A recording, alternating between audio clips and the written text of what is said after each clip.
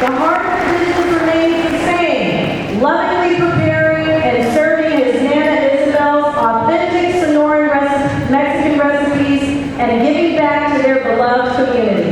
Tim was recognized as one of the Phoenix Journal's most inspiring leaders in 2021. He was honored as the 2025 Alumni of the Year by ASU W.P. Carey School of Communication and is a proud graduate of the Hispanic Leadership Institute class of 2025. Tim has been married to his high school sweetheart, Julie Vasquez, for 29 years. Together they have 3 children, Isabel, Cameron, and Cody, and 2 beloved grandchildren, Kennedy and William. Give it up for Tim!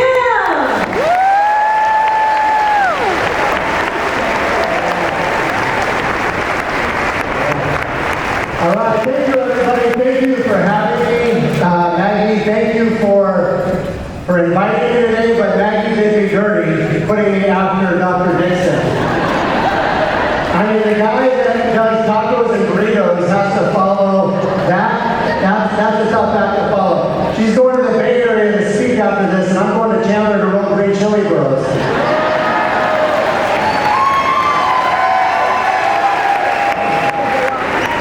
But I just wanted to start by saying thank you for all you do. One of my favorite quotes is, "A teacher plants a seed that grows forever." And in my life and my experience, nothing has ever been more true.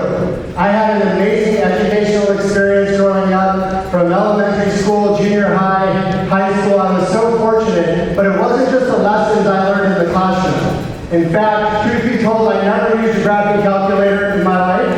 I also, the periodic table, memorizing that never came in handy later in life, but it was the lessons between breaks, between classes, at lunch, on the field with my coaches that helped shape who I am today. So who am I? Briefly, a lot of it was said in my intro. Happily married man, 29 years in one day. We celebrated our anniversary yesterday. Me and Julie. For her. I have 3 kids, Isabel, Cameron, and Cody, 2 grandkids. I am the owner of Someburros, and so proud of that. And we love giving back to schools, to teachers, especially the Tempe Union School District. So I'm very proud of that, but I'm also so proud to be a 1994 Kyrene del Norte graduate. And not only that, our CEO of Someburros, my nephew, Johnny Kyrene, graduated from Kyrene in 2007. You know, the Kyrene family. And our Chief Financial Officer of Someburros, Amy Huang, graduated from Desert Vista class of 2004. The Tempe Union School District runs deep in our country, in our company, not to mention probably the hundreds of students we've employed over the years at our stores. For me, I'm going to go back in time, and because when you own a family business or involved in it, your personal life and family life and business all intertwined. So I'm going to take you back in the early 1900s. My grandparents, my Nana Isabel Vasquez, my Tata Poncho Vasquez, lived in South Phoenix, and they picked fruit at the citrus orchards in South Phoenix. And my Tata in 3rd grade, his parents needed him to go to work, and so he had to drop out of school in 3rd grade. And so he never had the impact of a teacher in his life. In fact, he never even learned how to read. He lived to 84, never learned how to read. And so that's something that's always stuck with me. But he had the work ethic. He and my Nana worked hard, picking fruit, picking citrus, and they raised enough money where they could open their first restaurant, and they named it after my Tata, Poncho's Mexican Food in South Phoenix. And Poncho's is still going strong. My sister is here runs Poncho's, and they're still thriving today. For me, I was born in Tempe in 1975, and you talk about the impact of a teacher in your life. My kindergarten teacher at Kyrene del Norte, Mr. Andrew Herring, was a legend, and it's incredible. That happened 45 years ago that I was in kindergarten. I remember it like it was yesterday. I remember the jumbo building blocks. I remember Young Authors Day, Daisy, the boa constrictor in our classroom. Alvin Adams, the Phoenix Suns legend, came to our class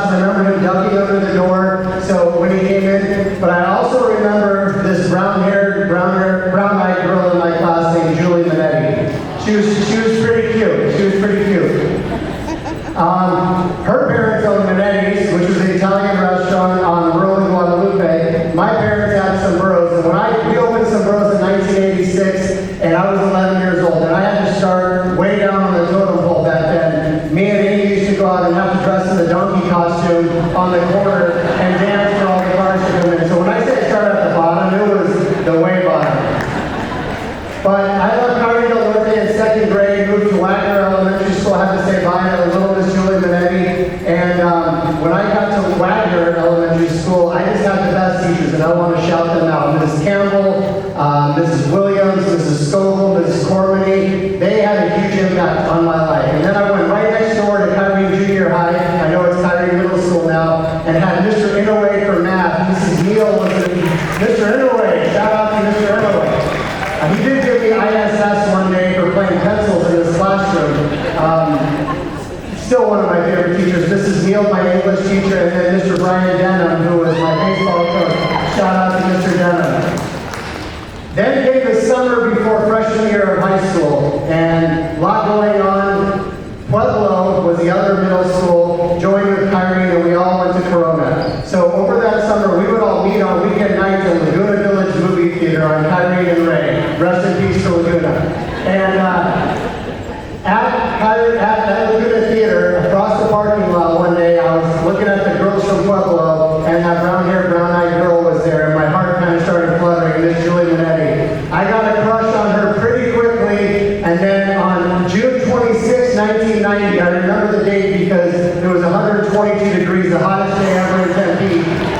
I got on my bike, and I rode my bike miles to her house to ask her to be my girlfriend. I was all sweaty, and I asked her to be my girlfriend. She said yes, thankfully, and then I awkwardly got on my bike and rode back home. But we went to Corona right from there, and we had the absolute best high school experience. I talk to people sometimes, oh, high school, those were awkward years. No, that was the best time of my life. I had the best experience at Corona, and just thinking about what I was going to talk about today, the nostalgia just kept coming back. The memories, the Hell Week for football camp, which was horrible at the time. Now I look back on with fondness. The dances, prom, homecoming, coronation, going to baseball practice with my best friends, guys that I played Little League with my whole life, and now we're playing together at Corona. And one of my best memories is my junior year. I was fortunate I got to pitch the state championship at Diablo Stadium with all of our friends and family in attendance and playing with guys that were my best friends. And that night we won. I could go an hour on play-by-play if you want that. We'll do that another time. That bonded us, and we are still the best friends today. We've all been in each other's weddings, our kids are friends, our wives are friends. That night helped define who we are. Then senior years roll around, Coach Ventura tapped me as the Friday night quarterback. And I can tell you, baseball was my favorite sport, but there is nothing like Friday Night Lights. The sound of the band, just walking up and hearing the band, I got goosebumps. Those were special times, and knowing that I was on the football field and my girlfriend Julie Manetti was the cheer captain, it was the perfect experience. And not only that, it was perfect because of the teachers and the administrators that were there. And I want to shout out a couple of them. First one is Mr. Frankie Marizio. He is an absolute legend in this district, went on to be a principal, and I am so grateful for him. He was my psychology teacher, he was my government teacher, but he was also my freshman baseball coach. And he would go into this weird mode where he would do Yoda quotes. And he would do the voice and everything. I would do the voice, but one of the quotes that stuck with me is, do or do not. There is no try. And that's come back to me several times in my life. And then I had the legendary baseball coach, Ron Davini, who taught me, shout out to Coach Davini. He taught me that discipline is doing what you gotta do, when you gotta do it, whether you like it or not. And I remember that junior year, it rained a lot that spring. And there was a lot of days we thought practice was gonna be canceled. But Coach Davini never canceled practice. No matter what, we practice in the rain, we run on the track, we go in the gym and hit wiffle balls. He wanted to make sure we worked harder than everybody else, and I'm grateful to him for that. And then I had legendary football coach, Coach Gary Ventura.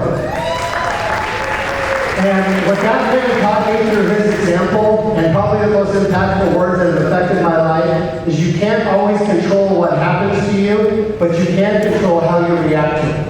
I'll say that again. You can't always control what happens to you, but you can control how you react to it. And there's no better example than that. Just before I got to Corona, Coach Ventura had a stroke and he was paralyzed on the left side of his body. And he continued to coach, to teach, and to mentor. And so now I am who I am because of Coach Ventura as well. It was an amazing experience. So then we graduate. I had a chance, I had a tough decision to make because Julie was going to U of A, and it was my dream to go to Pepperdine or go to Southern California and play baseball. So I went to Pepperdine to play baseball. We decided to do the long distance thing. And I remember when I got to Pepperdine, one of the first assignments in our English 101 classes, we were going to read the book, The Canterbury Tales. And I'm like, I just read that in Mr. Garbassi's class at Corona. So there was no email back then, so I called Mr. G and I said, Mr. G, we're doing Canterbury Tales. Literally 2 days later, I get a huge package in my student mailbox with every Xerox copy you ever wanted to know about every character of Canterbury Tales. And to think that he took the time to do that, to send it to a former student, just speaks about who he is and the man that he is. So the summer after freshman year, I had a great freshman year at Pepperdine. Julie had a great year at U of A. I came back that summer. I was playing in the Arizona Summer Baseball Collegiately in the Valley. Julie came back and she tried out and made the Arizona Cardinals cheerleading team. Yeah, she was pretty smoking. So, still is. So life at that time, I mean, as you can imagine, was perfect. Life was perfect, although it wasn't. It wasn't perfect because I was a 19-year-old sitting in my Chevy S10 Blazer in the parking lot of Fry's on Ray and Rural, and I had tears coming down my cheeks, and I had a pit in my stomach. Because I had to go in and do one of the most grown-up things I had never had to do in my life. See, Julie was going to cheer practice every morning, and every morning she felt nauseous. Nauseous, morning sickness. And I had to go to Fry's and I had to buy a pregnancy test. So I did that, that's a whole other awkward story. But I took it home to my house, and she was waiting in my room, she was crying, shaking, and so we said, let's do this. And so she went in the bathroom and did the test, and she's like, I can't look at it. And so I said, let's do this on the count of 3. And I said, 1, 2, 3. And we looked at the pregnancy test, and it was positive. She was pregnant. And we were having a baby. And I remember holding her in my arms right there, tears coming down her eyes, and I remember telling her everything was going to be okay. And in my mind, nothing was ever going to be okay ever again. Ever again. I had to thank it for her. The first thing that came in my mind, obviously, was how are we going to tell our parents? My parents specifically, and then her parents, Mr. Minetti. I didn't know if he was in the mafia or what. He was going to have me taken out. But my second thought was words of wisdom from my teachers at Kyrene del Norte. Because I had to try to be an adult. I had to try to be a grown-up now. And Mr. Marizio's words came in my head. Do or do not. There is no try. And we had to tell our parents, and I didn't want to do that. But what Coach Devini said is, do what you got to do, when you got to do it, whether you like it or not.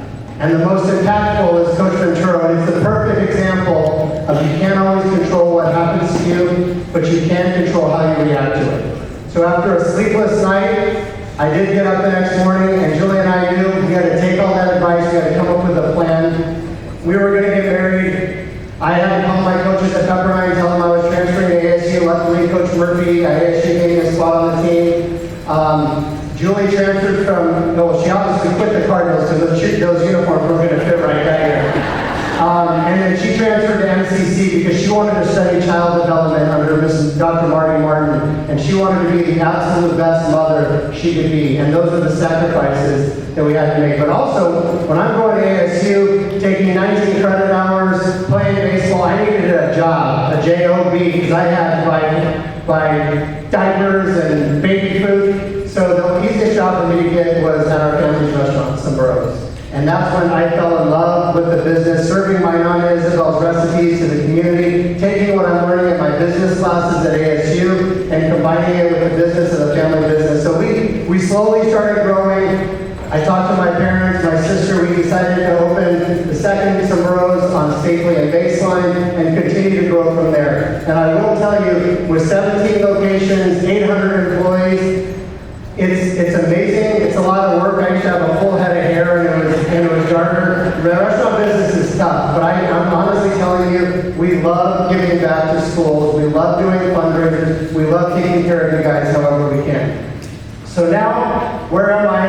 so Julie and I are empty nesters. And for those of you who experience it, it's weird for like a couple months, and then it's awesome.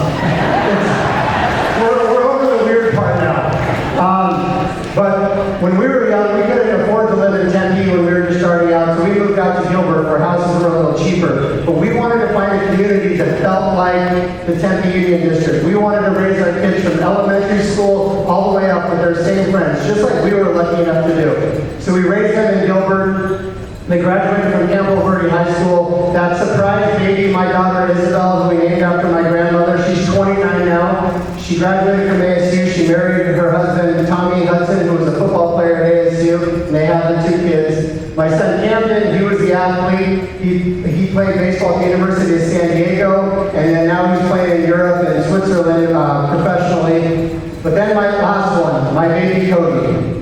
And I do have to tell you about him because there's no better example of how a teacher can make an impact in a student's life. Cody was a very difficult child as a toddler. He was so smart and we knew it, but we didn't know how to parent him. And I remember Julie coming out of his room crying with tears in her eyes, like, I don't know how to handle this kid. I'm not equipped. We need help.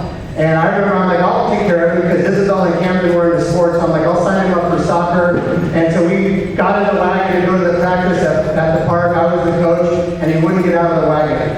And he's like, Dad, I don't know how you tell you this, but sports make me want to puke.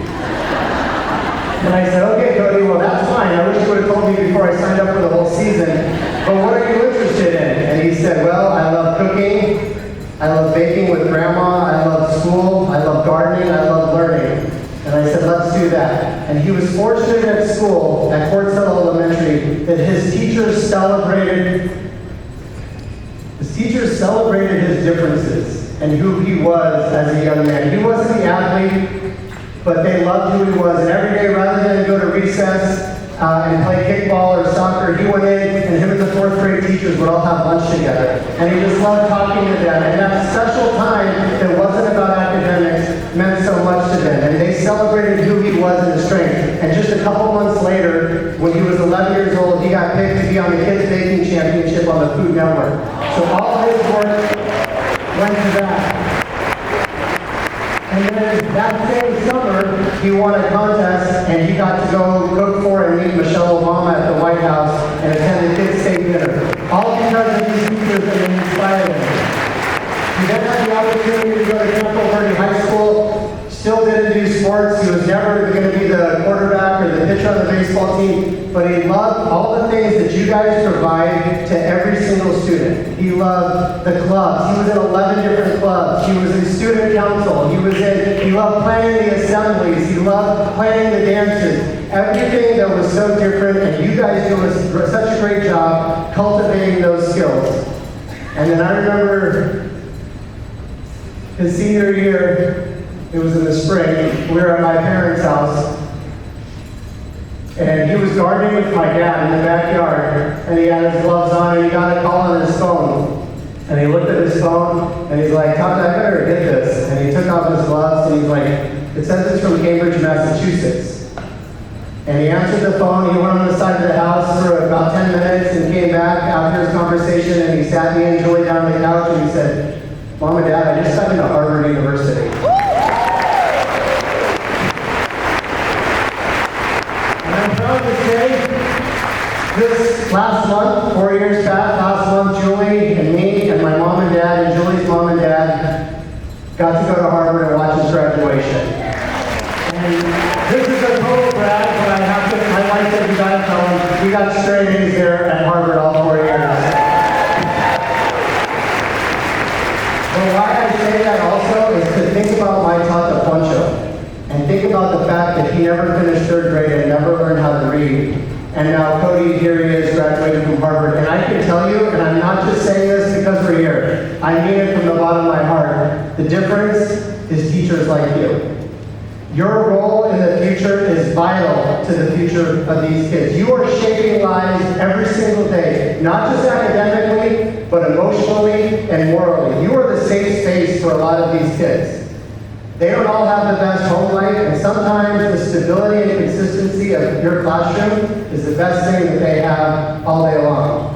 You don't just teach subjects, You model responsibility, resiliency, empathy, and those skills matter so much more than any test score. You inspire the next generation of leaders, doers, thinkers, the next generation of artists, doctors, engineers, entrepreneurs, and hopefully teachers are going to be in your classrooms, in your seats on Wednesday morning. And the beautiful thing is, the influence that you have over them lasts a lifetime.